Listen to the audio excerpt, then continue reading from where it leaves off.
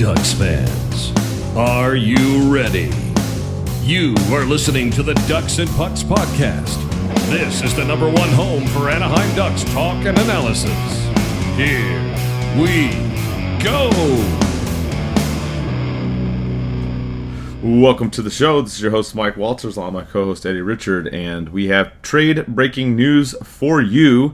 The Anaheim Ducks have traded Vakanainen and a fourth-round pick in the 2025 draft to the New York Rangers for Jacob Trouba. Holy crap, man. What a thing going on here.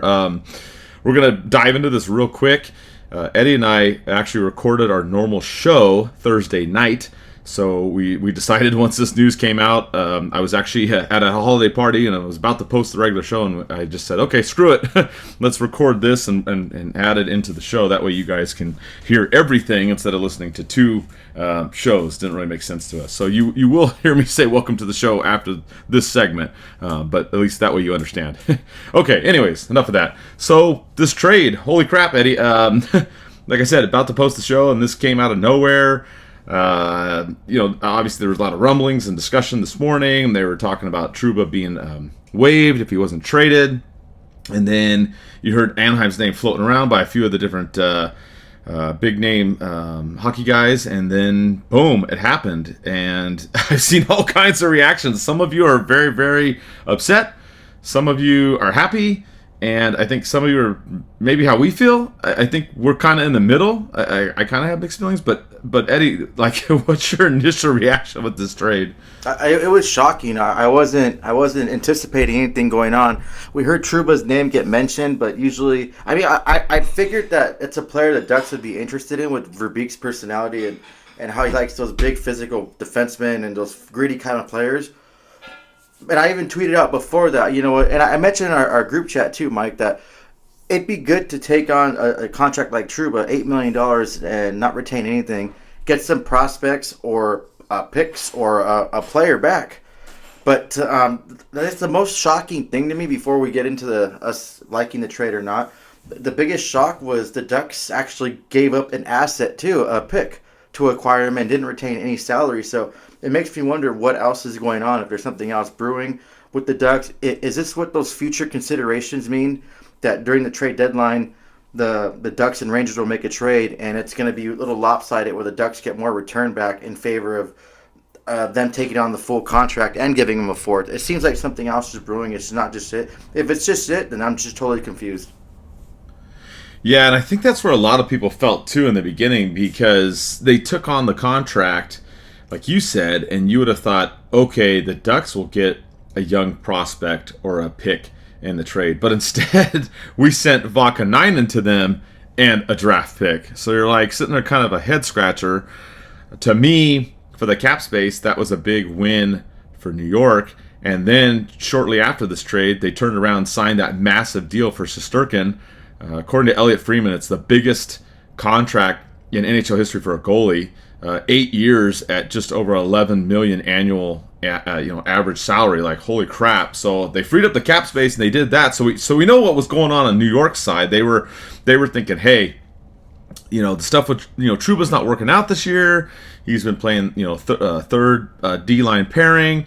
The Rangers are having a little bit of a rough time, with the way things have gone, especially in the last couple of weeks. So they're like, let's trade him or let's waive him.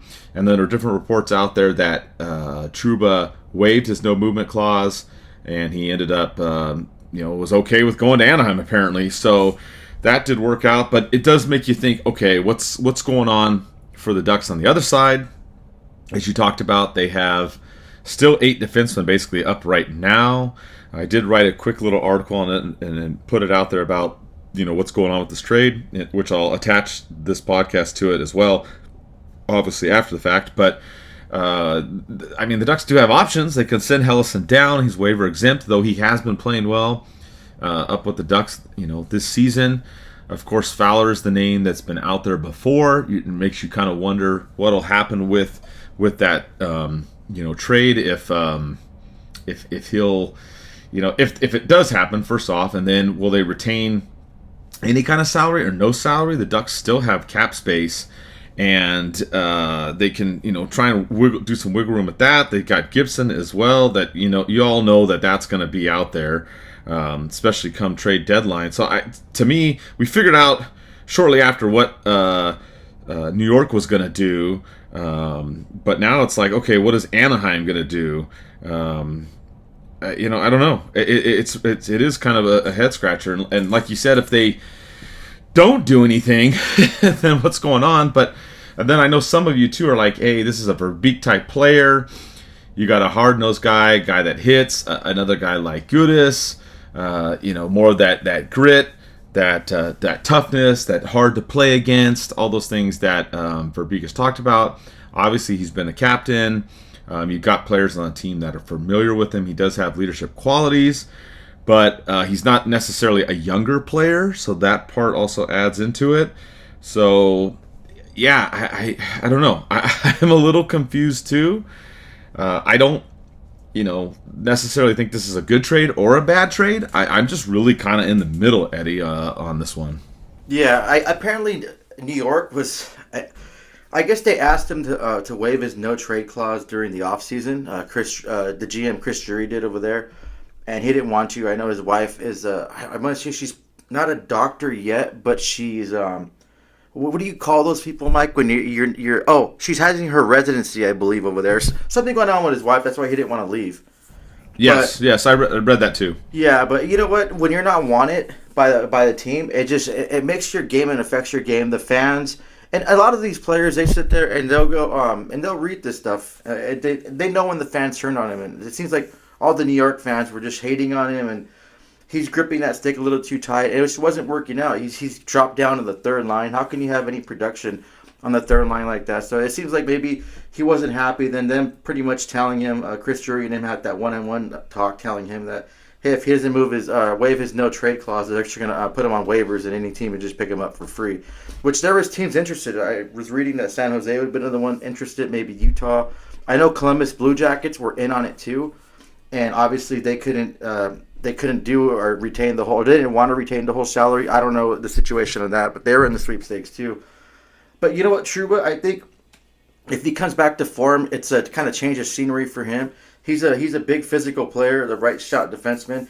He could probably he can move the puck up, but like you said, mentioned on your article too, is his kind of getting back is kind of suspect, Mike.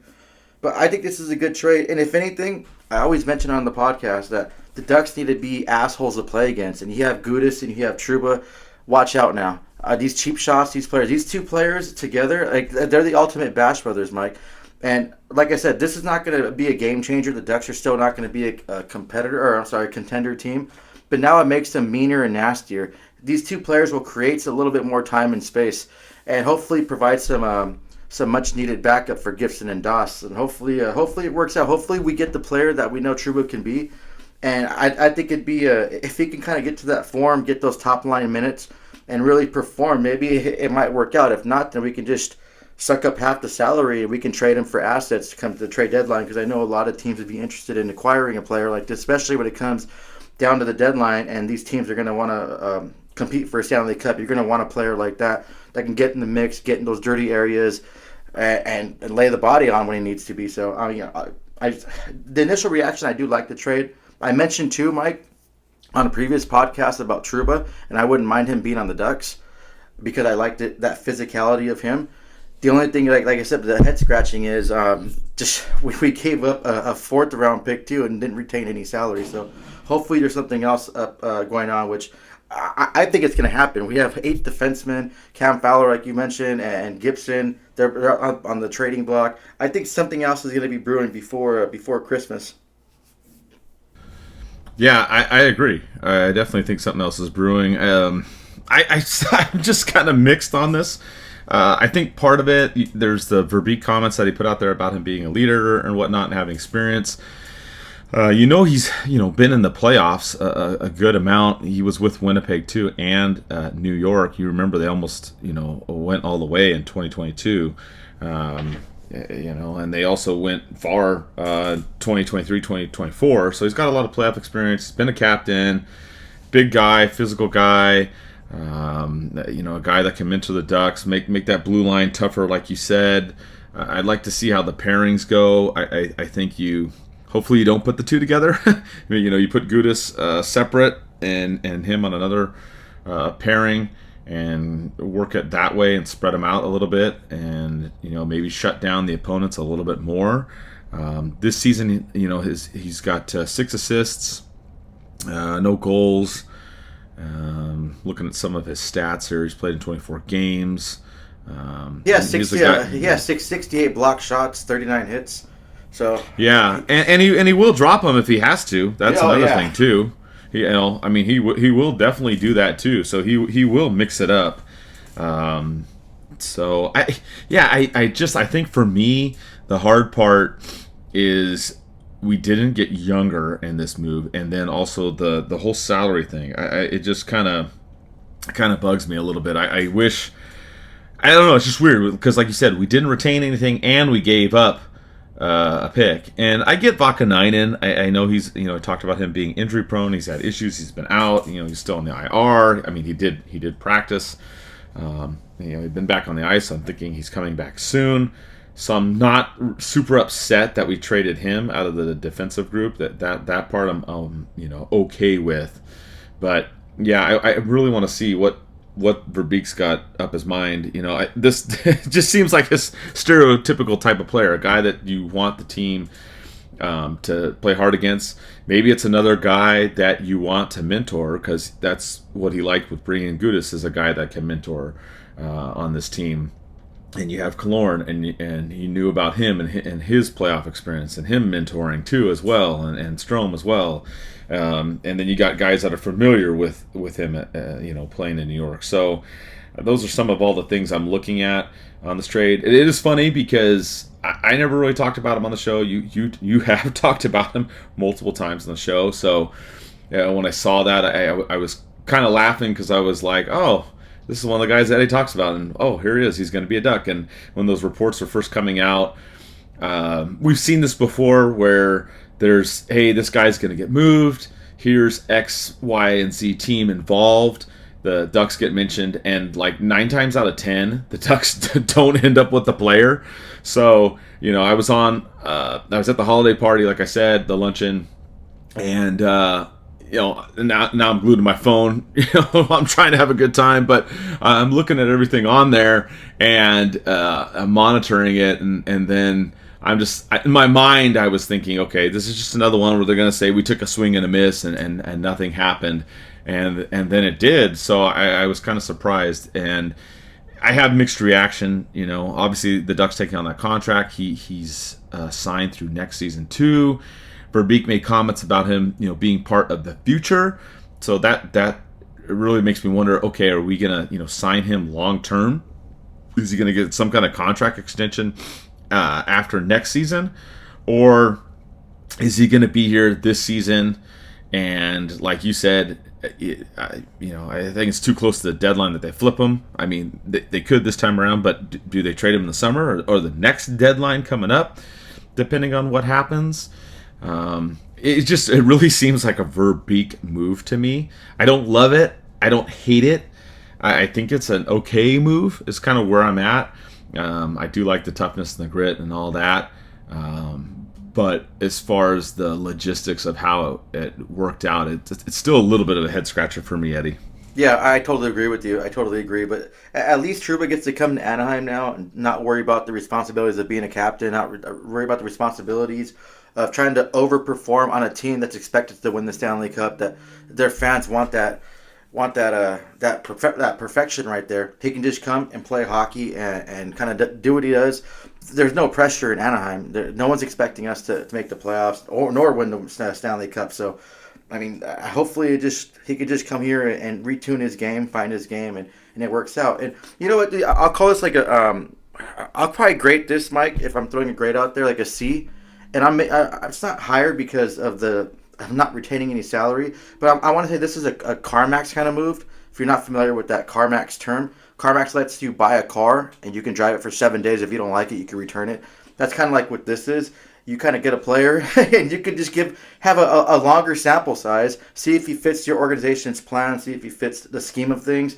If he doesn't, like you mentioned too, Mike, next offseason, go ahead and and trade him at the deadline. Hopefully he's doing way better than he was in New York, and you can flip him for assets. You can flip him for a roster player, maybe get some prospects. There's a lot of opportunity when it comes to this, especially when you're willing to eat up salary. The Ducks have so much salary cap that they can afford to do that. No, I want to thank my buddy Josh for that because he's going to Florida and he's so cheap he won't rent a car. He mentioned to me, hey, I can go to CarMax and buy a car, and drive around Florida for 7 days, and then return it. So it's like that popped in my mind when this trade and the whole sample size thing came. That's funny, and that's a good tip for you traveling. If you don't want to rent a car, all right, go do the CarMax deal. But the other part that you mentioned, I didn't really think about it, is the pressure that he had there, and that's a good point. You have a team that's gone far in the playoffs a couple times, in the recent seasons, come up short and whatnot. You have a guy that's been captain, not performing as well. Now he comes to Anaheim, he's not the captain. And you're on a team, like you said, we're not expected to make the playoffs, but we will talk about this later on in the rest of the show, as you guys will hear. But we've been playing better, we've been winning more games, or been losing very close games. And maybe, like you said, he comes over here. He doesn't have that pressure to make the playoffs. He doesn't have that pressure of being a captain. And maybe it does help him. And maybe he does turn around his game a little bit. And we'll see how it goes from there, Eddie. If you have any other final thoughts, I'll give it to you. And then we'll join the rest of the show. Yeah, no, I guess I think we said what we need to say. We got our inputs in this. We got our takes on this. For Ducks fans, we're always complaining that the Ducks aren't doing anything. They're not trying to make anything happen. Well, here he goes. Verbeek's trying to change something, throw someone in the mix, kind of shake everything up. And for that, I give him an A for effort. But just like I said, I give this a C so far. But, I'm looking forward to seeing him on the ice, see how he can perform without any pressure. And like we posted on DucksNPucks, I'm kind of curious what number he chooses because 6 is taken and 7's taken. And yeah, so it's going to be. Oh no, 9's. Yeah, that's one thing for certain. We know he's not going to be wearing Tamu's number. Number he takes, so. That's for sure. He won't, and he'll have to pick something else. I don't know. Maybe he'll. I would say he could do half, but no, we have Fowler, so that's not going to work. So I don't know. We'll have to see what number he ends up being. Obviously we don't know at the time of recording this, but yeah, that's our kind of our quick breakdown. I'm with Eddie too. I think it's kind of around of a C right now too, on that. And with that, we'll kind of wrap up this little breakdown, and we'll switch over. You'll hear me say welcome to the show. That's our pre-recorded show that we did on Thursday night. So we'll switch over to the regular show and enjoy the rest of that. And let's go Ducks. Welcome to the show. This is your host, Mike Walters, along with my co-host, Eddie Richard, and we have a interesting show for you. We've got some good news, the way the Ducks have been playing lately, and maybe some not so good news with some injuries that have been going on with some guy named Zegras, unfortunately. So we will dive into all of that on this show, talk about some other stuff going on. We've got the Four Nations tournament going on, some World Junior stuff going on, and some fan questions. A little bit more discussion about the locker room came up again. What's going on there? So plenty of stuff to break down. But before we dive into all that, Eddie, A, what are you drinking? And B, how was your Thanksgiving? What am I drinking? You know what? I'm not drinking a shooter. I'm not drinking my shots. I usually take some shots. I didn't get shots today. I'm drinking a Michelob Ultra. I'm keeping it light. So I want to just... I had a long week. And we'll talk about it, going to the Ducks games and everything. So drank a lot over there. So I want to just kind of take it easy and then give my liver a break till tomorrow when I go buck wild again. But my Thanksgiving was really fine. My mom came down from Arizona, my mom and stepdad, so we got to hang out with them. I got to see my niece and nephew, hang out with my brother and his girlfriend. So it was good. My mom, for some reason, came and made a ton of food. A whole turkey, a whole ham, a macaroni salad, like everything you can think of she made. Like it was like food for days. Like she could feed the whole entire little small army. But she's a Hispanic mom, I guess, when they get older. Because I remember my Hispanic grandmas would do the same thing. It would just make a plate and it's like overly filled. So my mom just did a good job. And I'm so glad to have my mom and she came down for us. Like sometimes we need our family to be there. especially with me not having my dad. So it was really good to see them, and my stepdad's awesome, and getting to talk to them and watch movies, even though they wanted to watch stupid Christmas movies, which was irritating me. But yeah, I tried to convince my mom to watch Bad Santa. Yeah, and she's a Christian woman, doesn't drink, doesn't cuss or anything like that, doesn't watch movies like that. So it was just funny. I was trying to convince her to watch that. But yeah, I had a great time. It was probably one of my favorite Thanksgivings, something low key, but it was nice to spend time with my family. Mike, I want to say you're drinking some vodka and Truly. No, vodka Red Bull. Vodka Red Bull. Okay, he swapped up. How was your Thanksgiving? I know you weren't in California. You were probably enjoying the beautiful weather in Arizona. Yeah. I went out to Arizona for that weekend and just hung out with family out there. And no, it was just good, just low key. I got some families moved from California that's out that way, so I just went and visited and hung out. And no, it was a good time. And then came back and kind of just talk about some of the games too, and leading into this. But I know you went to the one against the Kings, which we'll talk about, and then we both went to the one against Ottawa. But before that, we'll talk about some of the other ones. But yeah, no, I just did that. It was just real low key. It was good, and just came back. Was only there for a couple days, and nothing. Just good. Just saw family, and everything's all good. So, I hope everybody else that's listening, I hope you guys all had a good Thanksgiving as well. So, yeah, it was good. And you know what else is good, Eddie? The Ducks have been good lately. They've been playing a lot better lately, and we'll dive into some of these games. Notwithstanding this game against Vegas, but talking about all the games they've been playing pretty well.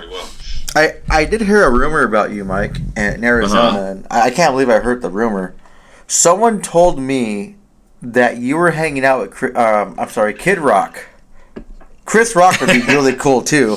He'd probably make you laugh your ass off, but you hung out with Kid Rock, or that was just me just being delusional and making things up on the podcast for people to be like, what the hell did he? I know, I was laughing because you went out there the week before I did, and we found out that the bungalow is located closely to Kid Rock's, I guess, vacation home on the river. So that was pretty interesting.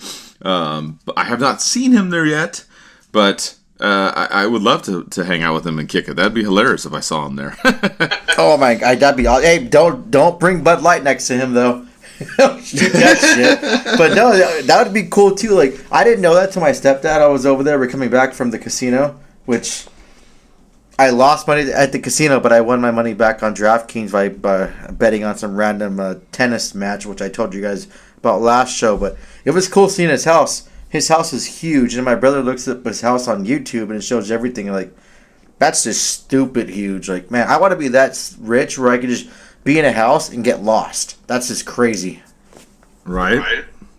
Yeah, that place is pretty big. It's pretty badass, too. And it's walking distance from where I'm at. So I'm like, oh, this is cool. We did go walk by and check it out again.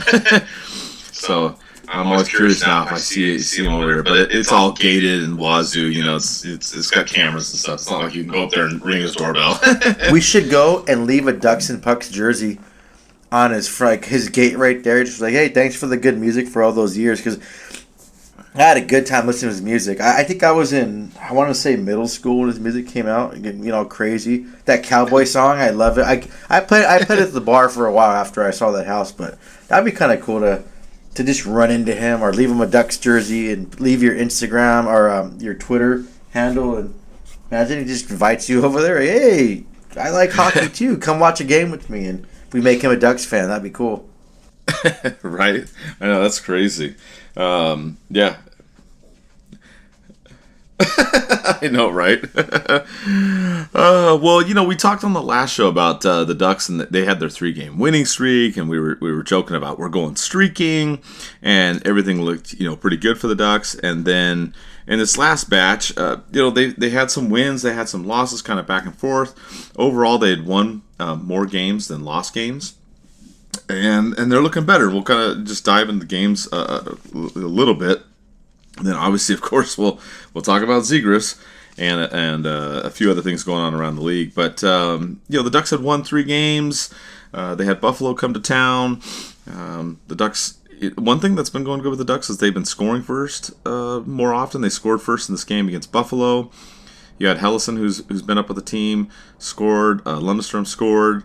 This one, I really felt the Ducks could have won. You had Vetrano, who nearly made it 3-0 a couple times in a one sequence. And everything looked great in this game. And then, of course, the Sabres scored 2 goals in the final 2 minutes of the second period, and it ended up being a tie game. And it ended up going to overtime, but the Ducks gave up an odd man rush and ended up losing. So, I mean, this game, which it'll be similar kind of to Seattle. We'll talk about both Seattle games in a second. But this was one of the ones, and kind of a theme, too, on the show, is the Ducks, a lot of these games that they lost by 1 goal, or they lost, regulation or overtime or whatever. Very, very close games, excluding Vegas, which we'll get to that. But for the most part, they've been close games, and I really felt the Ducks could have won this one. They just had that last couple bad 2 minutes in the second period, Eddie, or else, I think they prevail in this one. That's all it takes, though. It takes just one bad move, one bad bounce, one bad call, one bad shift, and that's just crazy. I'm glad to see Hellison score his first goal of the season. It's good to get production on the blue line, especially the Ducks have been really lacking that for the last few seasons. Another thing I want to point out for this game, too, which a lot of people don't think it's that important, but their face-off percentage is horrible again, and they just can't win face-offs. And that just, I don't know how much I have to harp on how important that is. The Sabres went 66% in the face-off circle this game. Ducks were at 34%. I mean, they're going to create the chances. Like, I don't understand if they had. Can you hire a face-off coach? Like, who? I can't recall right now on top of my head who was an elite face-off person in the NHL for a while. Kessler was. There was another guy, and I'll probably think of him later, but he was a really elite face-off person that won a majority of them. But you have to win those face-offs to get some chances going. But overall, there's 2 bad teams playing. You hate to lose against a team like the Sabres, which they've been struggling for years, trying to even make the playoffs. It's like they're always rebuilding or always an excuse or something. At least we're not that yet, knock on wood. Let's not really knock on them too much because karma's going to come and hit. Gibson played a good game, though, Mike. That was the upside. Gibson stood in his head again and played a really good game against this team. Yeah, he had won his first previous starts, and he lost this one in overtime, but not really his fault on that 2-0 rush. But he's still undefeated in 4 games at this point. So, yeah, he played great. The Ducks still got a point, so it's not the end of the world. But, I felt that they really could have deserved a better fate in this. And I felt the same thing when they played at home against Seattle. They had 2 games there. They lost the first one. They won the second one. In the first one, Seattle scored first. Then you had Zegras and Vetrano scoring, and the Ducks were up 2-1 going into the third. And again, another couple, bad minutes in the beginning of the third. Seattle scores 2 goals, and they end up going on and winning this one. And then I know we did mention Zegras at the beginning of the show, but Carlson gets knocked out this game by Cartier. And I'll save some of the comments on that because we'll dive into it with the road game too. But this was another one I felt they could have won, Eddie. A couple bad minutes at the end of the second period against Buffalo, a couple bad minutes at the beginning of the third period in the first game against Seattle, and this one the Ducks ended up actually losing in regulation. But again, I felt like they deserved a better fate in this game. Yeah. One thing about the Ducks, they were a little bit better on the face-off circle at 40%. They still lost on that battle with the 59%, the Seattle. I did like the hits, and they were up on the hits, pretty much double the hits of Seattle. I don't like the fact that Cartier, whatever the hell his name is. Yeah, Cartier. Cartier or bullshit, I don't care. He's still standing. They didn't do shit to him. Like, this would have happened, 5-6 years ago, 10 years ago? That guy would have been freaking... He would have been having to get escorted to the locker room, if not all the fights. Where's someone like Getzlaf, that captain that lead by example, that would have went over there and beat the living shit out of him and wouldn't have let anyone stop him? That's just a bullshit play. And then Seattle fans, I don't know what's going on with them. I mean, they're all delusional up there. Like, we all know that already. But everyone's just saying, well, we'll just get to the next game, Mike, so we can go ahead and... Yeah, I mean, we might as well carry into it, too, you know what? because... One more thing, though. Yeah. And you mentioned, too, DraftKings before we started the show. I always said, if you have DraftKings in the state you are, if you can pick a player, a former Ducks player, to score a goal against the Ducks, you would make that bet because guess what? Montour scored on the Ducks, a former Duck. For some reason, every former Ducks player will score on this team. And once we talk about Vegas, we'll go more into that too. You know what? You should read that DraftKings thing before our Vegas conversation too, Mike. You know what? I probably will.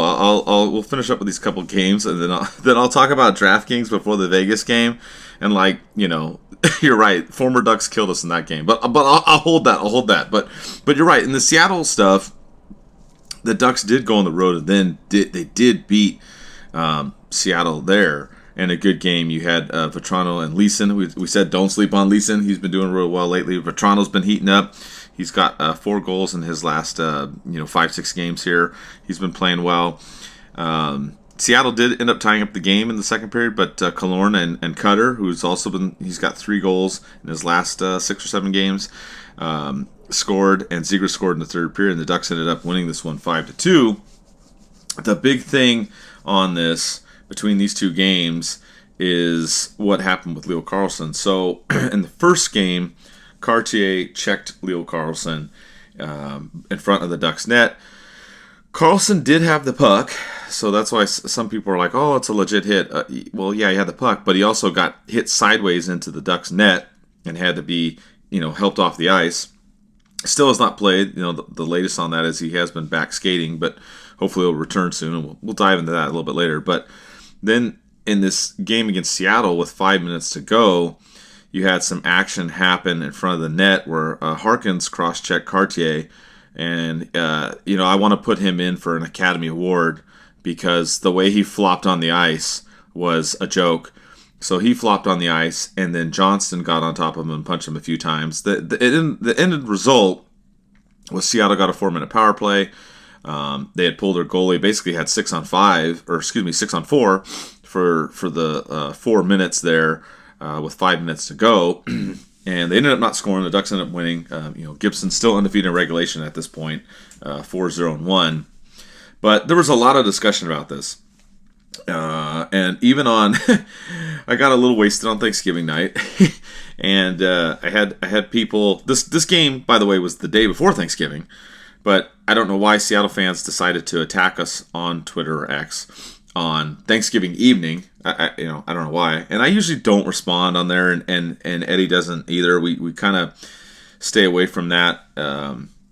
Maybe on our personal accounts once in a while we might say something, but we usually stay away from it on the Ducks and Pucks one. I just had it because someone was on there talking trash on Johnston and how he doesn't know how to fight, and I'm like, well, I mean, your guy's on the ground acting like a turtle, so I mean, what was he supposed to do, right? I'm not saying what Johnston did was right. I mean, if I want to fight a guy, I want to fight a guy. Him jumping on him and punching him, it didn't affect the team. They're up by 3 goals. You want to get that pound of flesh. Eddie mentioned it, though. You wish they would have done it in the previous game instead of here. They had a whole third period where they could have done something at home, and they didn't really go after him. And I know a lot of you are commenting on social media like, hey, why didn't the Ducks do anything in that game? So now they do it here, and I have mixed feelings about it because, I mean, part of it, like Eddie and I've talked about, you want to fight, you want to get that ice justice, but the code and all that stuff too. But also, Cartier flopped on the ice and went down when Harkins hit him. Instead, he could have turned around and started duking it out with Harkins or duking out with Johnston, and that's not what ended up happening. So I was happy the Ducks won. Johnston's penalties didn't come back to hurt him. But as you talked about, Eddie, I wish that this stuff would have been resolved in that first game. Yeah, I 100% agree. But, I'm glad the Ducks had that chip on their shoulder. They out-hit Seattle again. And I'm glad that that Johnson did it. I know it's not right to be hitting someone on the ground, but if you hurt one of my players, I'm gonna beat the crap out of you. I don't care. I don't care. My beer league hockey team. I don't care. Back in high school when I ran track, you trip one of my teammates, I'm going after you. That's the right thing to do. And I don't care if people don't agree with that, especially the new school hockey fans that want to pretty much make this a glorified beer league with no hitting. But you have to stick up for your teammates. Like just think of it. It's your family. If someone pushed your family or knocked over your family, what are you gonna do? Just ask them politely not to do it again. So I'm glad that happened, and I don't care if the Ducks would have lost this game 10-0, as long as they just beat the crap out of that team and got justice for Carlson. Because now it shows Carlson too, like, hey, look, this team will stick up for me. Look at this team; they came out hitting hard. They came out trying to get a penalty, and it doesn't matter if he had 16 minutes total in penalty minutes. I wish I would have pulled him in fantasy. I had my penalty minutes up there, but it was an overall good game, a good kick-ass game. I'm glad they won, and kind of a big FU to them. And 3, like you like to point out, Mike, the orange helmets are still they were undefeated when they played them. So I guess that Courtier, I don't want to say his name correctly. I don't even care. I guess he had the climate pledge to fall and flop on the floor and get punched in the face. Yeah. The other part of this is kind of weird too that we talked about is the Ducks started the season on the road with white helmets, and I don't know what prompted this change, but they've worn the orange helmets now with the away jerseys, which I actually like the way it looks better in my opinion. And they've done it for 3 games and they've won those 3 games. So, I'm not saying that they're going to go undefeated on the road wearing orange helmets, but hey, they've won the first 3 times they've worn them. So, just something to look into. But yeah, I'm with you. I'm glad it did get resolved. I'm glad there was another game and it happened. I would have preferred the first game, but yeah, it was just funny and to see, people just a day later, Thanksgiving night, attacking another fan base over something. I'm just like, really? I guess in Seattle they don't have happy Thanksgivings. I mean, I don't know what they do up there, but I mean, Southern California or Arizona, at least we have happy Thanksgiving. So I don't know, but only replied to a couple people there, and I was laughing because some of them said that the hit on Carlson was a clean hit, and I'm like, okay, so if a player of any other team, said team, hits your guy into the goal, net, or crossbar and knocks him out, are you really going to sit there and tell me that that's a clean hit? Like, come on. I mean, obviously we were a little bit of homers being Ducks fans, but we try to be objective too when it comes to things like that. So, it's like, I was telling some people, like, just take the L, dude. Like, just take the L and move along. Like, so whatever. I usually don't respond. You don't either on that account, but I just kind of had it. I'm like, I'm just trying to sit here and watch TV and relax. I got my full belly and had a few drinks, and I see these alerts pop on my phone, and I'm like, okay, like, you guys, you want to play that? Fine. That's why I even said on the post, I think if some of you saw it, I said Happy Thanksgiving, which I'll let you determine what that code really meant, because I didn't really mean Happy Thanksgiving.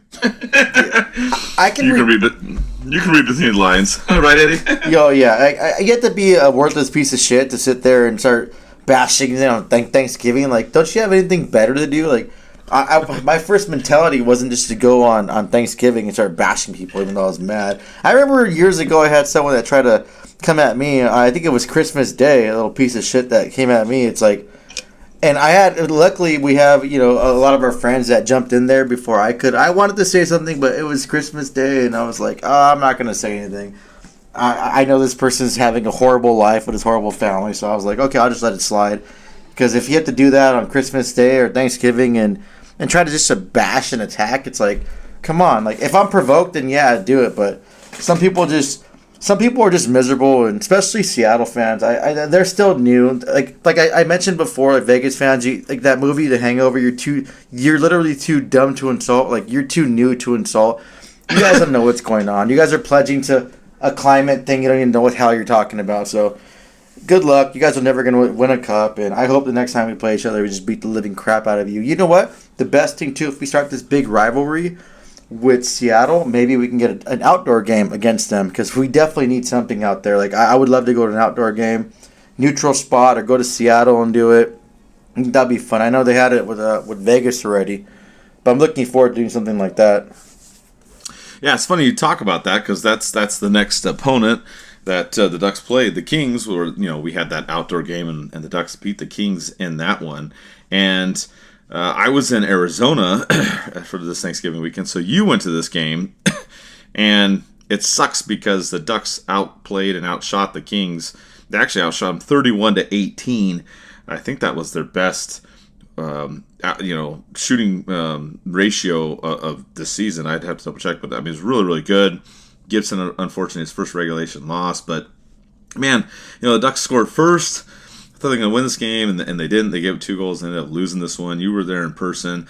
For those of you that have Victory Plus, it doesn't work out of state, so that kind of sucked. So I actually listened on Duck Stream instead. Thank God we do have that, and I love the broadcast on there as well. So I had to listen to it there while you were there, Eddie. But you saw it in person while I listened. What was your kind of takeaway in this game? I know obviously the Ducks losing 2-1 sucks on Black Friday to the Kings, another rivalry team in the Pacific. But what did you think of this one? They played well. It was entertaining. They didn't do that bad. I was nervous to go to this game too, but I'm glad. Mike, thank you for the tickets. I appreciate that, number one. I want to give a shout out real quick to my friend, Lauren. She lost her father last year, and it was kind of the anniversary a few weeks ago. She was feeling kind of down, so she came down from Northern California over here to visit again, so I was glad I was able to take her to a game, and she had a good time. She thanked you for the tickets too, Mike. So that was fun. They didn't play that bad. It just, I guess they ran into a really, not really a hot goalie because it was his rookie start, but I think he has something to prove. The Ducks were firing everywhere. I want to say there was like 2 or 3 posts that were hit that game too. It's just one of those games where I mentioned earlier, sometimes the bounces don't go your way, sometimes things don't go your way, and this was unfortunate for the Ducks. My barber's business partner too, he almost bet him a haircut and a haircut for a case. I'm glad I didn't because the Ducks lost, but it wasn't. This game was better than the last Kings and Ducks game that we went to. The last one was just really dry and boring. The Kings controlled it, but the Ducks had a lot more spunk in their game and firepower, and yeah, they outshot them. When the Ducks outshoot a team, that's something to celebrate, and it was a good experience overall. And this is my first Black Friday game, I want to say, in 3 years, Mike, so once again, I want to thank you for those tickets. And the fans that I talked to, it was still fun regardless of loss. So, yeah, I mean that's good. I was just bummed. I was listening to it, and I'm like, really, So from what I had heard listening, it sounded like they had played pretty well, but they came up short. And as I mentioned, Gibson was now 4-1-1 in his first 6 starts. So just came up short, and then came back from Arizona. You and I. And also your buddy John, we went to the game against Ottawa. This game was freaking lit as hell. This was one of the best games. Reminded me of the home opener game. Just a crazy game. You had Vetrano getting a couple goals in this game. You had Terry with 3 assists in this one. The Ducks tried to pull ahead every time in this game, but Ottawa always seemed to have an answer. Went into overtime, thought they were going to win. They go to the shootout, and Terry and Z score, and this one was a great game. This was a good win. Worked out for me in fantasy hockey because I have Kachuk on Ottawa too, just like I have Zellweger on the Ducks. So that part kind of helped, though I didn't want him to get too many goals, even though he was doing it for Ottawa. But this was an exciting game. We got a little crazy at this one. Maybe had a couple adult beverages or something. I mean, I don't know, but it was a great game. It was also a law enforcement appreciation night, so it was good. Saw a lot of people we knew at this one, and this game was super exciting, action packed, really from beginning to end. And I was happy to see Vetrano. He's been on fire, scoring again lately. Terry hasn't been scoring as much, but he got a bunch of assists in this game. And I mean, this was a really, really fun game to go to in person, Eddie. And I'm glad we got to go and experience it together. Oh yeah, Mike. First of all, I want to say I want to thank all the law enforcement officers out there that give their pretty much their life and dedication for us. I know a lot of people over the years have been giving heat to law enforcement, but my question is, when the same people that give the heat, they always call them when they need something. But I really appreciate all you law enforcement officers out there, and sheriff's department, law enforcement, like everything you do for us.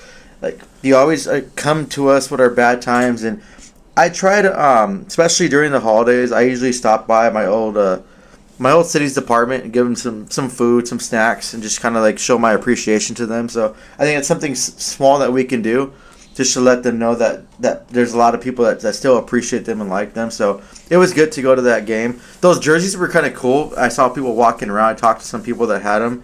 I guess you had to buy a special package for those jerseys, so that was kind of cool. But Mike, this game was freaking lit. It was, you know what, Mike? This game was lit. From when I woke up, ready to get to your house, my buddy, and here's how the story happened too. One of my good friends I've known since high school, he calls me saying he's doing a coin show in Anaheim. He's a collector. He does all that stuff. And he's like, hey, are you going to be in the area? Are you going to go to a game? I'm like, yeah. So we end up getting him a ticket. We all meet up. All three of us. We go to the game, and it's just, it's chaos. I guess the Ducks are 1-0 when all three of us go, so maybe right? maybe that's a sign. But you know what? That was a really exciting game. It's like the homeostasis thing was just up and down. But I'm glad we got the win. And I started getting worried too. Like the Ducks were starting off really hot, and they started going down. I'm like, oh my god, please don't lose this game. And they scored in the shootout and won, and that was it. And we were going crazy. Every goal that got scored, we were just going nuts. Like we were just out of control. But it was one of those fun games where we needed it. I haven't got that lit on a Sunday in a long time. Well, actually, I probably have, but not being at the Ducks Arena. So that was really fun to do. But once again, Mike, thank you for the good time. And it was a good, I guess, start of the first new month. So, yeah, I can't even think. I want to say more about this game, but I'm just going to leave it at that. But the Ducks played their ass. I think the Ducks saw all three of us and saw how much we were spending on alcohol. Like, hey, we have to win for these guys. The amount of money they spent on alcohol and hot dogs and me swallowing nachos with extra cheese. Like, my cholesterol went up 100% that night. But you know what? It was the greatest thing in the world. And Mike's boy got 2 goals. He got his fantasy points. He's still second place in fantasy, and I'm over here riding the pine in 5th place. But yeah, you know what, Mike? This is my favorite game of the season. Yeah, the Kings and Ducks one was really cool on Black Friday. But this fun with hanging out with you. You're my brother. My brother John too. I've known him for years. He's my brother. So it was an overall fun thing. Starting from your house, going to the arena, your better half picking us up. Everything just was just perfect that night, including that Ducks win, and I couldn't have asked for a better night. Thank you, Mike. That was awesome. I mean, I would have loved a goalie fight. That would have been awesome. And another thing, too, that you didn't mention, Mike, the Ducks did outshoot the Senators 34-1 in this game. So we have another outshot. We have another out hit. So you can't ask for that. And the Ducks almost beat them on faceoffs. They were at 48%, and then Ottawa was at 51%. So look what happens when you start winning some more faceoffs as you get close. You win a game. Yeah, I mean, it was an exciting game. It was a definite seesaw battle. It was good for my fantasy hockey, as you said. We got lit, had the chauffeur, the boss lady, that picked us up. That was a good day. Also, my Rams beat the Saints that day, too, because I was watching that with you guys a little bit before we went. So, yeah, that was just an all-around good Sunday, It was a lot of fun. And up to this point, and I mean, I'll do our little DraftKings thing here, but up to this point, the Ducks were, in the last 10 games, were 6-3-1. So they're doing really, really well. And unfortunately, go to Vegas, host Vegas, and things didn't go so well. But I'll mention DraftKings now, since we had talked about it. One of our big sponsors on our podcast that we love, and we both have started using. But you want to check them out. The 2024-25 NHL season still has that new car smell, and the action is heating up at DraftKings Sportsbook, the official sports betting partner of the NHL. Excuse me. It's a super easy for first-timers to get started. Try betting on something simple like picking a team to win.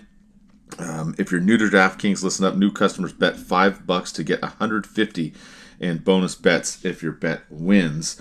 Download the DraftKings Sports app now. Use the code THPN.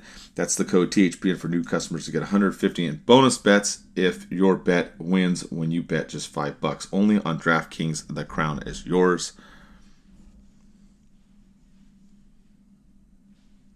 Gambling problem? Call 1-800-GAMBLER. In New York, call 877-8-HOPE-NY or text HOPE-NY 467-369. In Connecticut, help is available for problem gambling. Call 888-789-7777 or visit ccpg.org. Please play responsibly. On behalf of Boot Hill Casino and Resort in Kansas, 21 and over. Age and eligibility varies by jurisdiction. Void in Ontario. Bonus bets expire 168 hours after issuance. For additional terms and responsible gaming resources, see dkng.co/ice.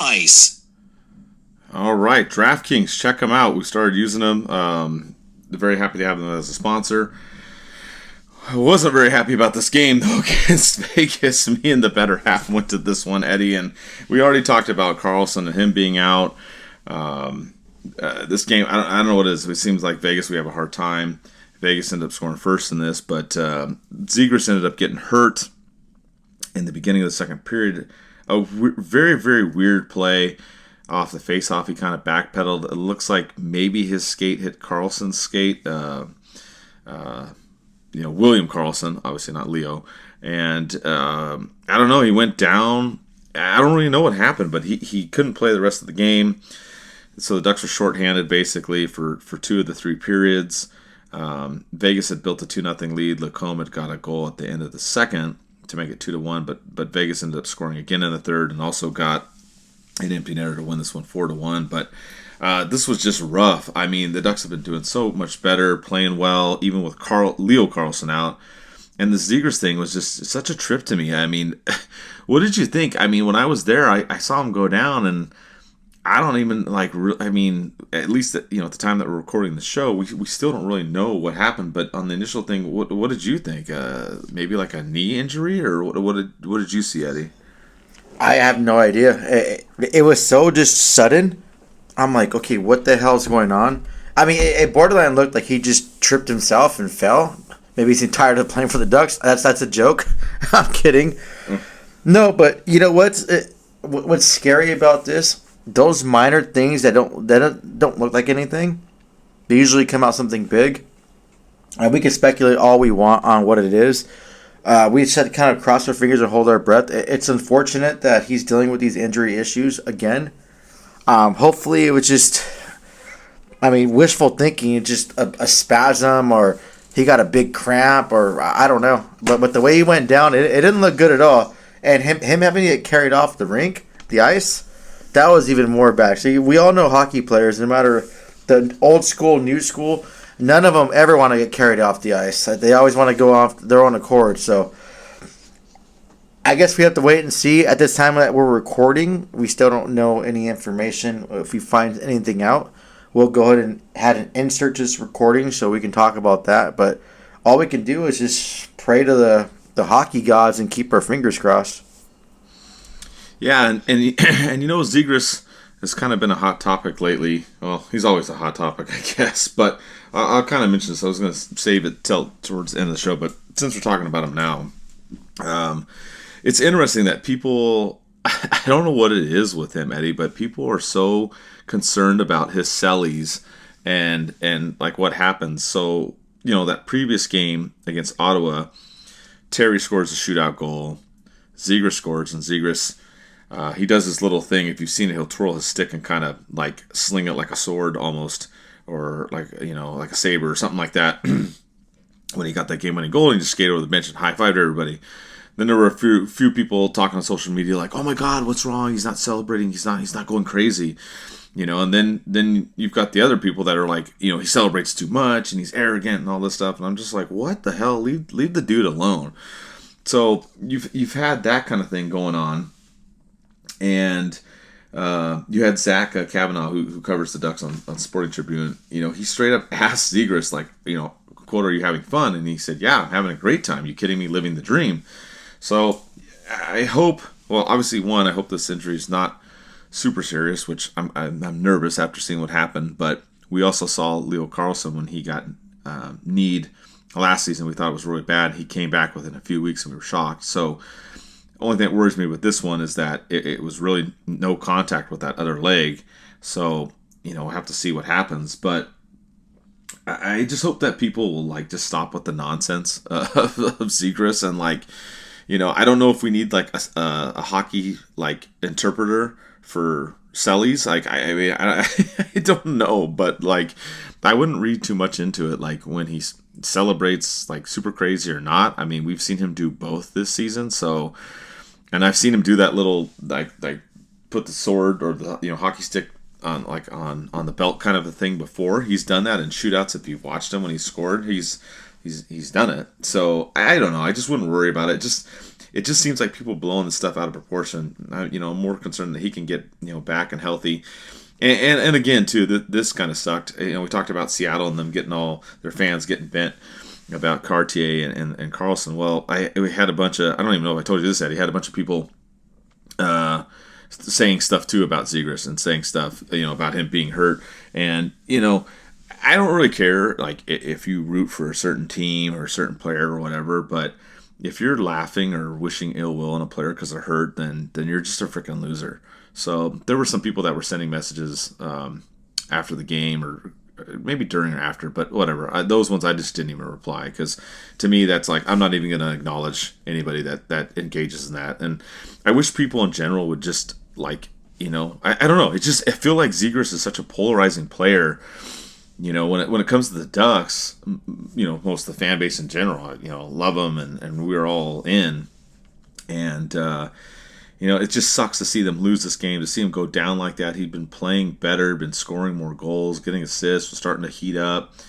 I think he had like 7 points in his last like 6 or 7 games. And I thought he was getting some better chemistry, which you and I talk about. So, yeah, I don't know. I just hope that at least that interview that Zach did and asked him, at least people can just stop wondering if he's happy or not, depending on how he celebrates or doesn't celebrate, whatever, after a goal. I don't know. I don't know what you think, but I'm just kind of over it at this point. They hate you because they ain't you.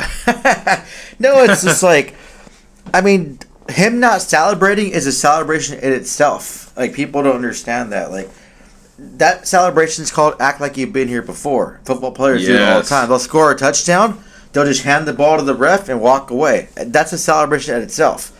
It depends on your mood. And if something like, if you're cold and you're not really streaking, you're going to do everything in your power to get hot again. If something happened, you scored an assist and you don't celebrate, you score a goal, you don't celebrate, you're not going to celebrate your next goal. You're not going to celebrate the following goal. That happens in sports. Any sport you play, any athlete you ask, they have that. Like, that's just common sense. Like, especially with sport, you don't change up things that are going well. Like for example, last night, Mike, I had my little beer league playoff game, which people probably hate hearing about that, but I don't know. I'll talk about it because it's beer league and it's fun and we drink and stuff. In the first period, my lace broke when I was trying to do a quick stop. I twisted my ankle. My next shift, I scored a goal.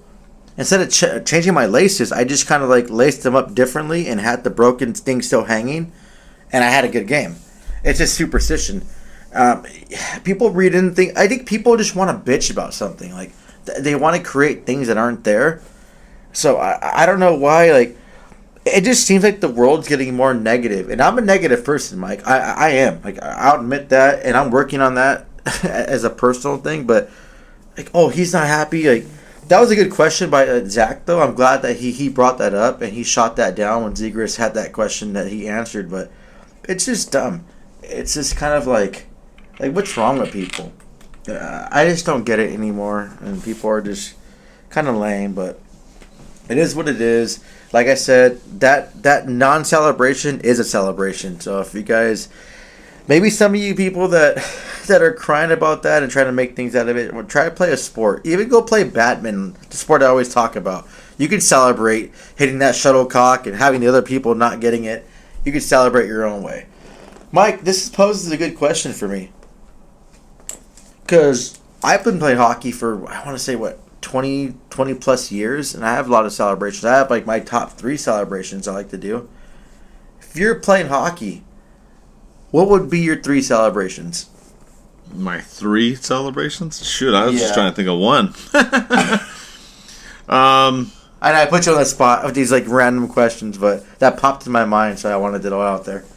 No, I mean, it's a good one since we're talking about the topic of celebrations, like when you score a goal or, you get a touchdown or whatever, however you want to look at it. I think one of them I do like in hockey is I do like when they're by the boards and you jump on the glass.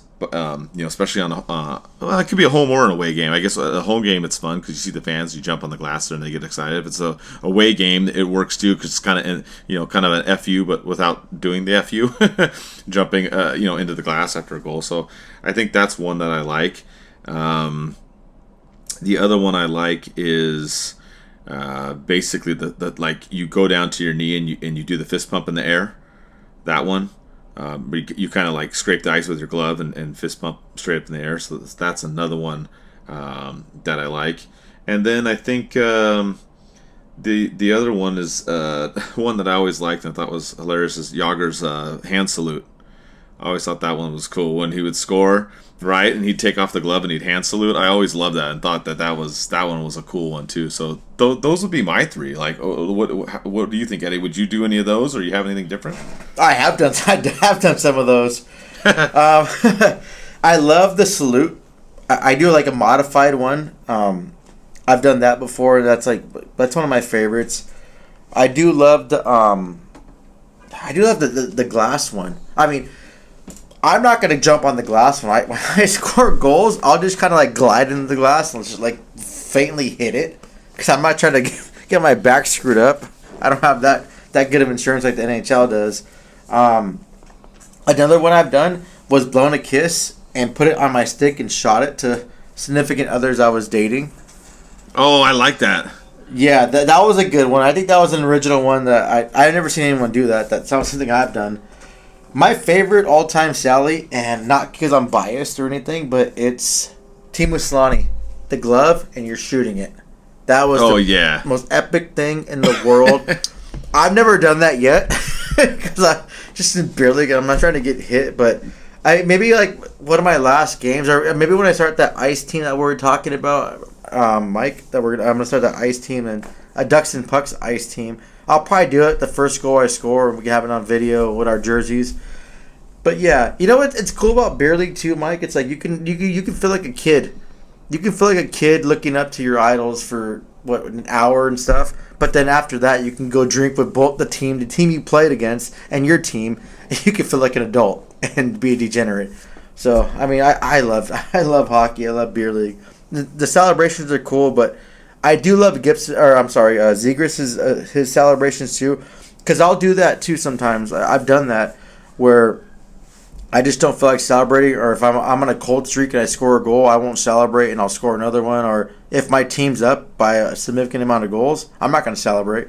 That's disrespectful, so I'm not going to do that. But I think that's probably one of my favorite Zegras celebrations, minus the one when his hands over his head when he couldn't believe he did that alley-oop one. I like this whole no celebration, just it's all business. He's been there before. It's all class. Pick up the puck or pick up the ball, hand it to the ref, and you're done. You won. Boom. Yeah, and that's what he did. Mic drop. Yeah, and that's what he did at the end of the game against Ottawa. So I saw people concerned about it. I'm like, no. He's like, he got the second goal. They that was all they really needed to take care of that game, and that was it. They didn't even let Ottawa have a third shootout chance in that because they missed the first two, so that was donezo. So yeah, exactly, I agree with you. I think the same.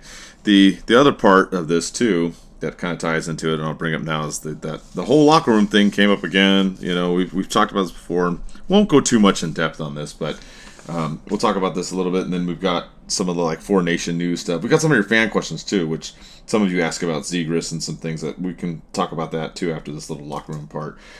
I guess a little bit of trade talk, if you will. But I'm not going to go over the whole thing again, but we talked about Spitting Chicklets at length in the last show. You can go listen to that and hear all about what they were saying on their show and all the stuff and going nuts and whatever. But they're basically just saying that the locker room's horrible place and all this other stuff. And I'm not even going to go into all that. But what I liked was Elliot Friedman came out on one of his recent 32 Thoughts podcasts. And he talked about this, and he talked about, it was about a 10-minute segment. It was pretty good. He talked about, the stuff that happened last year and how the Ducks had the issues, which we all know about that because Labushkin talked about it.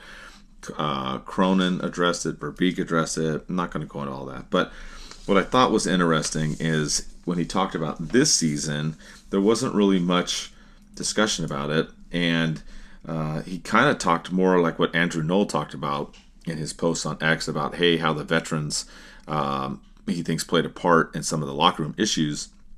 And that's what Elliott talked about. He talked about the veterans, how they could have played a part in it too, where he thinks that maybe they might have contributed to some of the issues in the locker room because there's, the possibility that Cronin was being too hard, and then maybe the veterans were either trying to be too hard so that Cronin wasn't too hard, or some of them weren't being as hard. So there was that whole thing in there. So I think that was a pretty good discussion. I'm just briefly discussing it. You'd have to go back and listen to about the 10 minutes to hear it, specifically. But I think it was good that he addressed it on there, and it basically he didn't confirm anything about the locker room having these major problems this season. So all that beating of the chest, the spitting chicklets about what was going on, I still stand by it. I believe it was more last season, and I think a lot of it got addressed at the beginning of this season. I know you listened to it too on Elliott Friedman. Eddie, any other thoughts on that? And I mean, I don't want to spend too much time on it because I'm just kind of over this story too, just like this whole thing with Zegras and whether or not he's happy, but it kind of ties into it. And I just don't really see that there's much of a story here with this anymore. Yeah, I think the Spin Chicklets crew, they're more for theatrics. I mean, yeah, they do break news, and they have an entertaining show, and I listen to them, especially when I'm driving. It's entertainment. It's entertaining. I guess if you want to listen to them, just take it like they're WWE. Obviously, when I was a kid, I would have killed anyone who told me that they weren't real. The wrestling was 100% real, but I mean, they want hits, and they're entertaining. Nothing against them. I love their podcast too, but I think they just wanted to kind of blow fire up on something that wasn't true. The only thing good I can say about them, Mike, they brought a lot of more attention to Anaheim. But Elliott Friedman's really respected, and he just puts out facts. He isn't bullshit. So what he says, we're going to take seriously. I believe, yeah, like he said, there was an issue last season. Cronin's fixing it. And people, and especially Ducks fans too, sometimes they get it's like a seesaw. Ducks are winning 2-3 games. Everyone loves the Ducks. We're gonna make the playoffs. We're gonna win the Stanley Cup. We're gonna be the elite team in the world. They lose 2 games. F the Ducks. Fire Cronin. Fire Verbeek. Fire DucksNPucks. Let's go to another team. It's just holy hell. The aggression and the whole bipolarness is freaking nuts. If you guys haven't listened to it, go ahead and listen to that. We can't play it on our show because that's kind of copyright infringement. I wish we can, so you guys can hear it too while you're listening to this show. But yeah, take 10 minutes out of your life, listen to it. He breaks everything down. I think the Ducks are fine in the locker room. Besides the frustration of how they're losing, but that's amongst them. It's nothing to do with the coach or the GM or anything. Just don't read too much into things without credible sources. You have Elliott Friedman's a great source. If he says, if he would have came out saying, hey, the Ducks have an issue with the locker room, they're not happy. Okay, now everyone's in a panic. Okay, Elliott Friedman said that. He's not going to say anything that's not true. He's not Frank Valley that just throws spaghetti at his own face to see if it sticks. So. Yeah, I agree, and that's what I got out of that too. I didn't see it as being what it is, but it does kind of lead to the next thing, the discussion with the Ducks and some of the trade talk. Cam Fowler did come back. He played in that last game against Vegas. So some of you were asking questions about that. Some of you were asking questions about Zegras' injury and how it affects Gibson. So kind of address some of these. And also thank you for all of you on IG or Instagram. You guys listen and put in a lot of questions. I love it. We had a couple on Fowler. I had James Sarah. He asked, are Cam's days numbered? in a Ducks uniform. He notes how Hellison is playing well and seems to be doing better for the team since he's arrived. I had another one, Chef William. He asked, why did the Ducks insist on keep on putting Fowler in the lineup?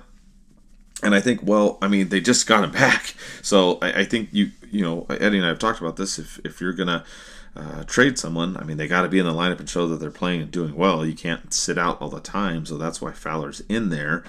I do still think his days are numbered. We remember at the beginning of the season there was some talk. They thought maybe he would be traded at or before or right after the beginning of the season, and then that seemed to cool off. Elliot Friedman had talked about that. Then there was other people that thought maybe it would be towards the trade deadline. So I still say keep an eye on him, see where that can go.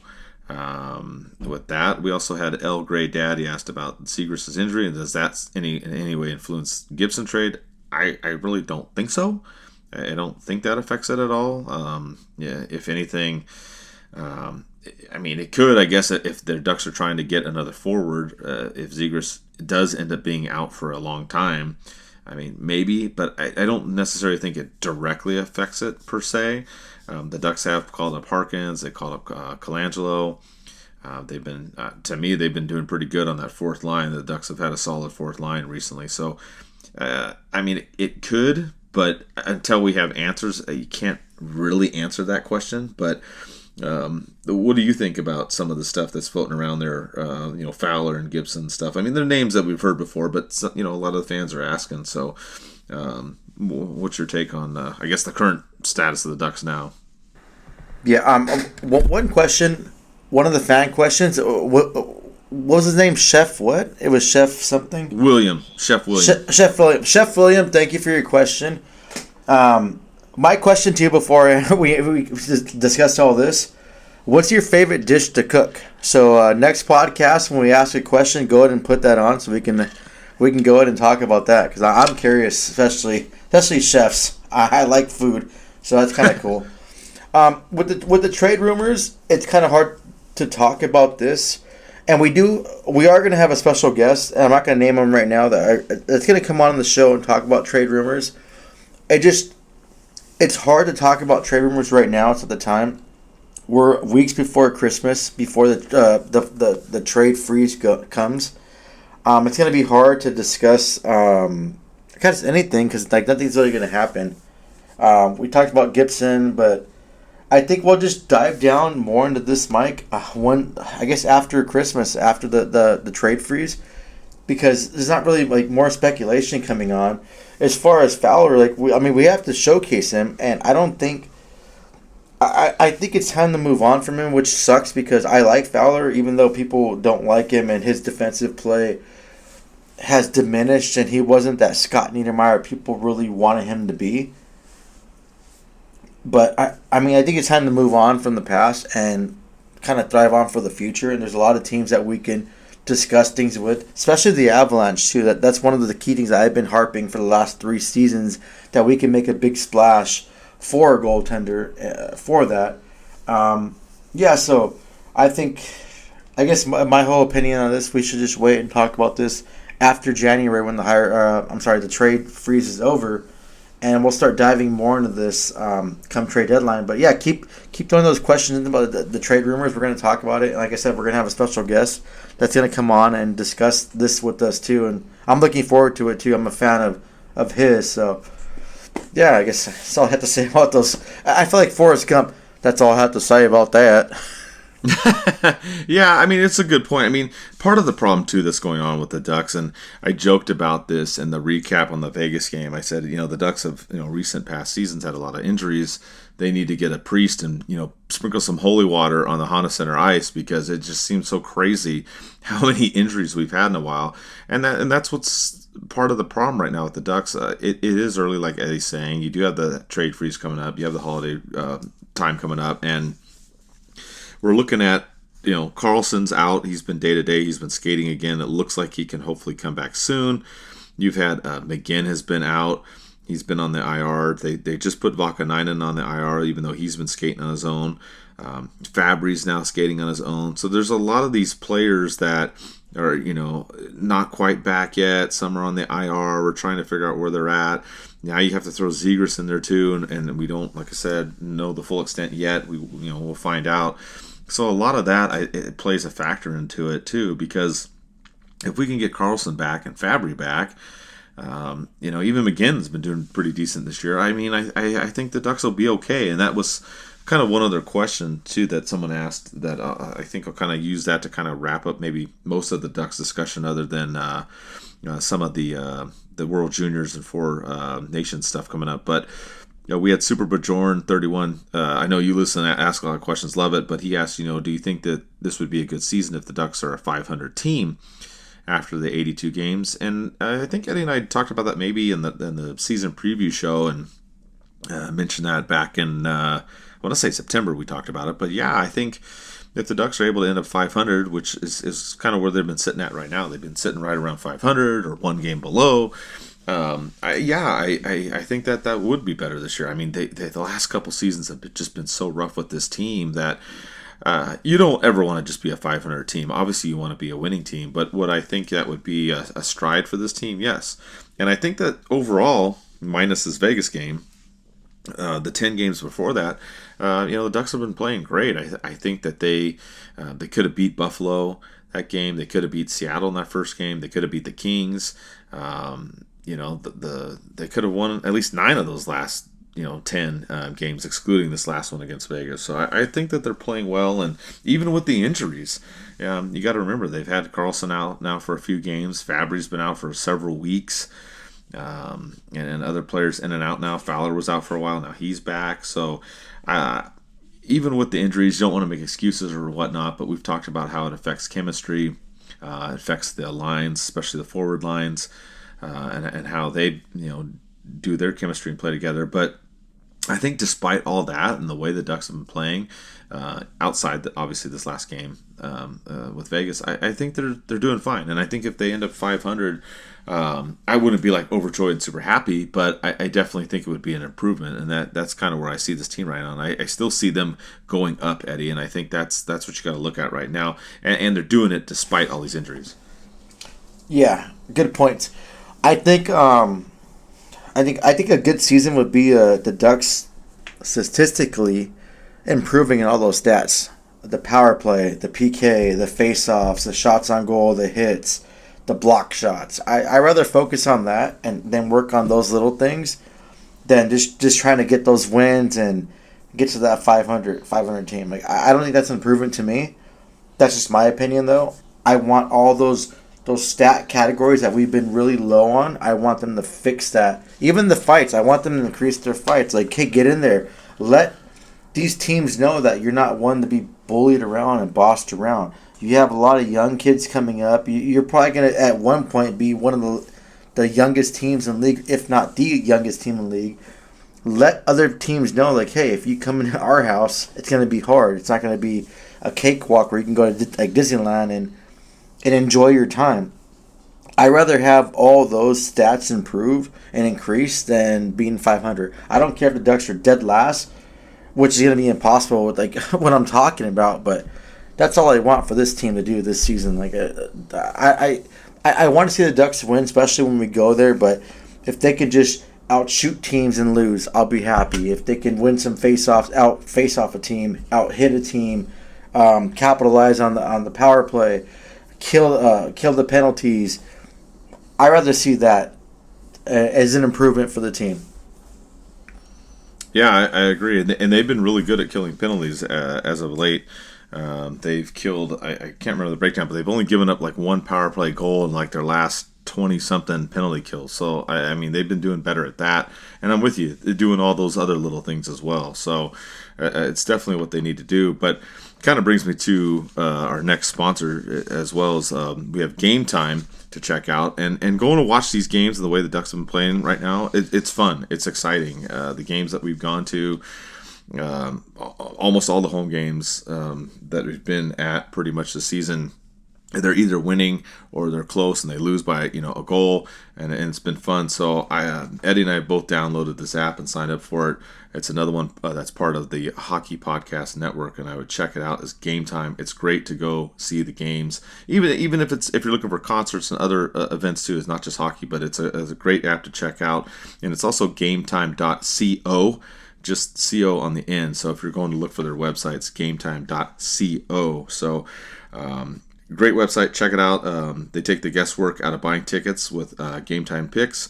Download the Game Time app, create an account, and use the code THPN for $20 off your first purchase. Terms apply. Again, create an account, redeem the code THPN for $20 off.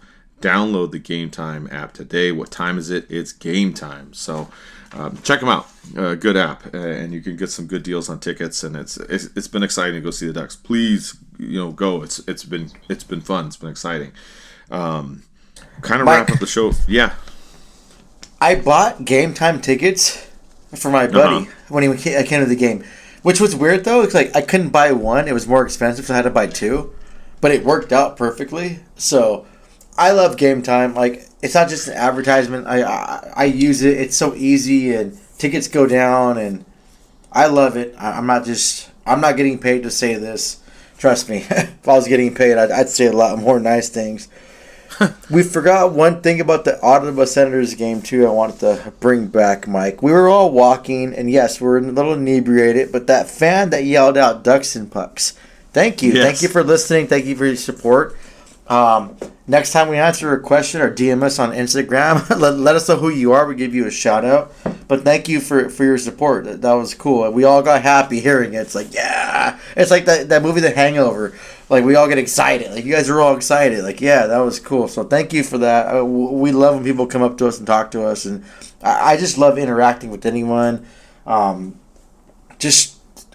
You listen to Ducks and Pucks or not, just hanging out with Ducks fans. It's always fun. Oh, even the opposing fans too, Mike. I can say one good thing about that Ducks and Kings game too.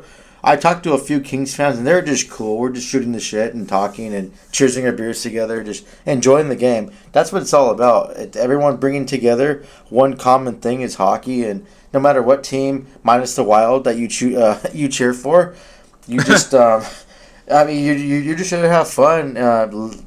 Stop thinking about life for a few hours, have a few beers, and just kind of just talk it out and have a good time with other people you don't even know. So, love this game, love this sport, love the fan that yelled at us. Wish we would have just talked to you, but next time you see us, just pull us aside, and we'd love to have a conversation. Yeah, you're right. That was good. That was funny because it's just some random fan yelling out at us as we're walking by. We're like, all right, cool. So that was good. Definitely, for sure. A couple little last things, I guess, with the Ducks, a little bit, and then kind of a little bit of league news. Not really a lot of craziness going on in the league, but they are having the Four Nations tournament instead of the All-Star break coming up, and you had Leo Carlson made Team Sweden.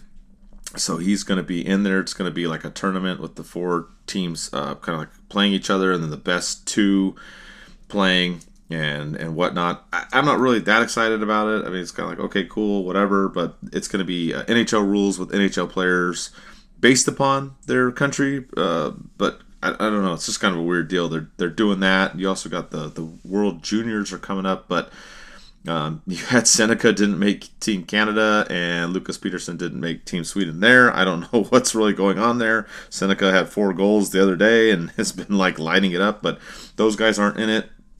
But that's some more other hockey that's coming up to watch. I don't know what you thought about either one, the World Juniors with those guys not making it, or Carlson making it for Team Sweden for the Four Nations thing. To me, I'm not really excited about that much of either one, but I'm really not really happy that Sennecke did not make the Canadian World Junior team. I don't know what's going on with that, but what are your thoughts on this before we move to more league stuff? That was kind of weird. Maybe there's some lingering things going on with him, or maybe he doesn't want to play.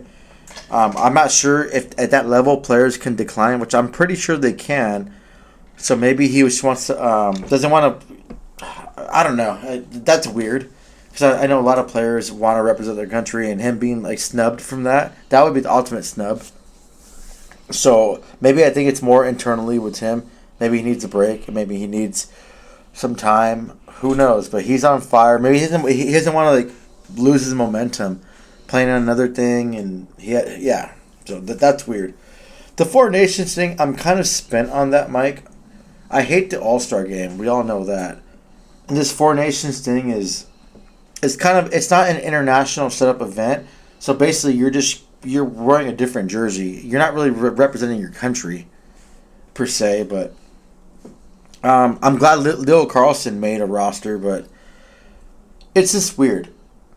And I keep throwing it on social media. I know people are probably going to disagree, but you can't have any nation and call it a nation without the Russia team in it. Like, I know people are all bent out of shape because they can't control shit about other people's political climates, but Russia will have a stacked roster. And I always said, Mike, that World Cup years ago was great. That what's that under 20 Team North America team? You could have added them. You could have added Russia, and that would have been a sick tournament, especially the under 20. That would have been great to have. But it just seems like the NHL is still trying to be like the NBA. Like, I don't understand why they want to be like the NBA. They want so hard that the fan base that it seems like the NHL wants to just turn their back on all the hardcore fans that have been watching the sport for years and they made their sport. They want to try to bring in just new fans, but the whole thing is it's an in-season tournament. I'm going to watch it. I want to watch it because I don't like watching the All-Star game. It's going to be a break for a while, so I'm going to watch it. I'll cheer for I don't even know if I'll cheer for Team USA because I want Sweden to win because Leo Carlson, and that'll be kind of cool. But, I mean, yeah, I'm not that excited about that too, Mike. But I think the NHL is going backwards on trying to be like the NFL and the NBA. They need to do their own thing. They've been doing their own thing for the years prior to that, and it's always worked. They had fans. Like we talked about in what podcast before, their fan base is declining. Their viewership is declining. Like I don't know what's going to go on with them, but I'm going to watch it. I'm going to go for USA. If USA plays Sweden, I'm sorry, USA. I love my country. I serve my country, but I have to go with Sweden because I want Leo Carlson to have that satisfaction to win the in-season tournament. And I want to say, Mike, too, they get some kind of compensation and money for winning it, so that's going to be cool. But I do want one of the USA jerseys. I'll be the first to admit that. I'll probably buy a USA one. And there was a question too, Mike, last podcast from a fan, and I can't remember his name, and I apologize for that, when he asked us about who will we have on a jersey, like Mintyukov, Carlson. Well, to answer your question, and I know you're listening, thank you for listening, but I will buy a Leo Carlson Sweden jersey, or Swedish jersey. That'd be awesome for me. Oh yeah, definitely. I agree with you too. If I was to get one of those, I would definitely do that as well. And the other good point you made too is like, I don't know how they decided these teams because it's like, you know, you have Finland, you have U.S., Canada, and Sweden. So it's like what? So we're excluding some of these other ones, like you talked about with Russia and some other European countries and whatnot. Czech. Yeah. We have Gudis and we have Das. Right. Like, well, that's my point. Like, why are you doing it like that? I don't know. I think if they were going to do it, it would have been better to go back to like what you said before when they had like in North America and Team Europe or whatever, like something like that. I don't know. The World Cup, yeah. Yeah, something like, I don't know. It's just kind of weird because you're just limiting it to these 4 countries. I mean, I don't know. So, but yeah, I mean, I'm with you. I probably will watch some of it as well. And yeah, if Carlson, I mean, we think he's going to come back soon if he's playing in that because it's not still a couple months away, then yeah, I hope that Sweden takes it just because that's our only Ducks player that's in it. But yeah, it's just kind of interesting format. And you're right, they're trying to figure out stuff. So they have no All-Star game. They have this. I think they can't really figure it out. It's kind of like, even like football, they have the Pro Bowl after the season. And I always thought that was just kind of a waste because nobody really cares. Like, the season's over, whoever wins the Super Bowl. I mean, this is during the season. I guess it's better to maybe do it during, because once the season's over, the interest really drops. But I don't know. I mean, at least it'll be some hockey to watch, like you said, Eddie. Yeah. My thing too, and the other Ducks player that would have made it was John Gibson. Swayman's not having that good of a season, and that's irritating me. And Swayman has, from Boston Bruins, if you guys aren't familiar, but Jeremy Swayman hasn't been that elite this season. Corpusalo has been kind of challenging him sometimes for the number one spot, or had been outplaying him at times. And Gibson couldn't be that third goalie. Yeah, he was hurt most of the time, but Gibson's used to taking a lot of those shots. I mean, like, granted, none of those goalies are going to play unless Hellebuck or Ottinger get hurt. They're the number one and number two goalies for the USA, but I think Gibson could have been recommended. I don't know. Sorry, maybe I'm biased, but I think Gibson would have played if he had the alternate role or a backup role. If goalies got hurt, he could have outplayed and stole games with a better team in front of him than Swayman. Nothing against Swayman. I have him in my fantasy too, so I have to not really hate him that much. But Swayman has a better defensive Bruins team in front of him, and he still isn't playing like the Swayman like last season. I honestly think, and maybe I'm biased. No, I'm probably biased, but I think Swayman shouldn't have been that third goalie for Team USA. I think Gibson should have been. I think Gibson would have been the better choice. And if Ottinger or Halleback go down, I think Gibson really would have took us to a different level, and he could have won. Or not won, but stole us some games and kind of let the defense do their thing, because we all know Gibson can take shots. Look at the against Ottawa. He had 44 saves on that game. Like, come on. That's the only issue I had with the teams. But so if you have your money, Mike, so I'm bitching about not having Gibson on the team. So if you have your money, who would you pick to win it? Oh, the thing right now? I kind of lean towards Canada, just looking at the lineup. That's not that I want them to win. I'm just saying that's kind of what I look at. They've got a pretty stacked lineup over there. That's kind of who I'm looking at. I think would win it. You know, just if these teams hold up and these people all go play and no one refuses or anything like that, just kind of on what they have. That's kind of what I'm thinking. What do you think? Well, their goaltending sucks. They don't really have goaltending. USA has an elite goaltending. Sweden has a really good roster too, but I don't think Canada's going to win this tournament at all. I think that goaltending and they're real weak. You have two Kachucks playing on one damn team. You know they're going to be hitting everyone. Right. That's just going to be nuts. Like you said, Mike, I know it's just like an in-season tournament. This doesn't count. They should have just... You know what they could have done, and I would have been cool with it? They could have played in the women's hockey. They could have put, there's 6 teams. They could have played in their jerseys. That would have been cool. You're promoting women's hockey, and you're doing something, especially that it's not a real, international tournament, but... Yeah, I'll take USA, but I would still want Sweden to win for obvious reasons. But I think USA has more grit, and that team, that Canada team doesn't look that. Yeah, they have the skill, but skill can get you only so far. What's their biggest hitter over there? Devon Taves, and Nathan McKinnon. You don't want them just banging around people, but yeah, hopefully I think go ahead. Yeah. No, yeah, to me, it depends. Are they really going to play defense? Are they really going to hit? Or is this going to be like all-star game? See, that's my question. If it's going to be like an all-star game, and then I think it favors Canada. But I think if they're going to play like a regular NHL-type style game, like you're saying, then yeah, I think it would lean more towards USA. So I really, to me, it just depends on, how are they going to take this? You know what I mean? Is it going to be like a vacation and a break and go to the All-Star game? There's no hitting and just people trying to score, or you know what I mean? I think that's what's going to dictate it. But I definitely give the goalie edge to USA compared to Canada. But I don't know. I'm just kind of curious to see what the flow of these games is going to be. Yeah, I'm sure that Brady and Matthew Tkachuk aren't going to be shy away from hitting, so that's going to be interesting to see what they do. But then again, like I said too, do you really want this tournament to happen that means absolutely nothing to the league, and you have Leo Carlson go out Nope. for months? No. Nope. So it's one of those things too. It's like the league doesn't know what the hell they're doing, and they're being horrible. And even next season with the Olympics, and I know this is like unpopular, but I don't think the players should play in the Olympics. Just let amateurs play. Let them have their shot.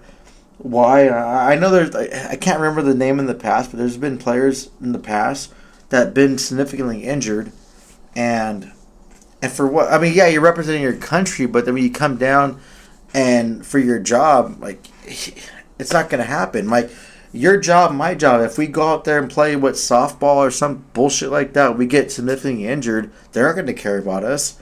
We're going to be probably fired.